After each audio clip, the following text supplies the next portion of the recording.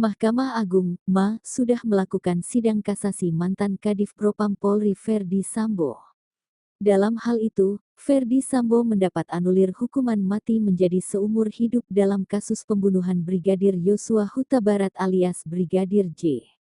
Diketahui, Verdi Sambo sebelumnya mengajukan banding atas vonis mati yang dijatuhkan PN Jakarta Selatan.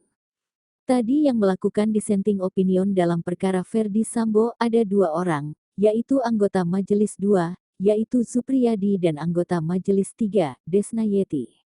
Mereka melakukan dissenting opinion itu, berbeda pendapat dengan putusan, dengan majelis lain yang 3, tapi yang dikuatkan kan yang 3 ya. Jadi, beliau tolak kasasi. Artinya, tetap hukuman mati. Tetapi putusan adalah tadi, dengan perbaikan seumur hidup, ujar Kepala Biro Hukum dan Humas Mas Sobandi kepada wartawan, Selasa tanggal 8 Agustus tahun 2023. Verdi Sambo mengajukan banding atas hukuman yang diberikan oleh Pengadilan Negeri Jakarta Selatan.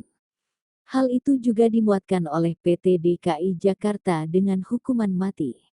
Diketahui tak hanya Verdi Sambo yang mengajukan kasasi tetapi Putri Chandrawati, Bribka Riki Rizal Kuat Ma'ruf.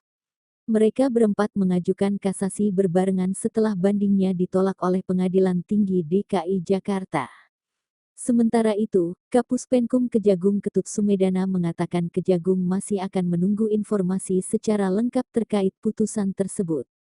Setelah mendapatkan informasi lengkap, nantinya Kejagung akan mempelajari lebih lanjut putusan. Terdakwa Verdi Sambo, SH, SIK, MH, putusan PN, pidana mati, putusan PT, menguatkan, pemohon kasasi diajukan oleh penuntut umum dan terdakwa.